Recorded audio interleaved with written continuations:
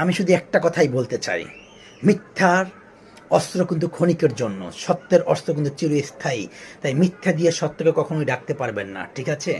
আপনি যতই জাল, যতই অভিনয় করেন না কেন, একটা মানুষকে অপমান করার জন্য, তাকে যদি আল্লাহ তাআলা বাঁচিয়ে নেয়, আপনার কোনো শক্তি নেই যে সেই মিথ্যা দিয়ে তাকে অপমান করবেন। কিন্তু আমার কথা হচ্ছে যে আপনি কেন এগুলো করলেন? ঠিক আছে? আমার প্রিয় বন্ধু, কেন এগুলো করলেন? আপনি ভুলে গেছেন, বুঝছেন? এগুলো কখনো করিয়েন না, বুঝছেন? আপনি আমাদের মানুষের কাছে ছোট করতে চাচ্ছেন, কিন্তু মানুষের কাছে এখন আপনিই ছোট হয়ে গেছেন, আপনিই সবার কাছে হালকা হয়ে গেছেন, আপনিই সবার কাছে নিম্ন হয়ে গেছেন। এখন সত্যটা তো ঠিকই বেরিয়ে আসছে, আপনি তো নিজে ভাবতেও পারেন না যে এরকম একটা সত্য বাণী বেরিয়ে আসতে পারবে, বা আমি এটা সত্য খুঁজে বের করতে পারবো। আমি পারবো ইনশাআল্লাহ, কারণ আমি ছিলাম সত্যের পথে, সত্যের জয় সবসময় হয়েছিল এবং হবে, এইটাই ভরসা। আশা করি আপনি আমার কথাটা, ভিডিওটা দেখলে বুঝতে পারবেন। Mister okay, bye, good by.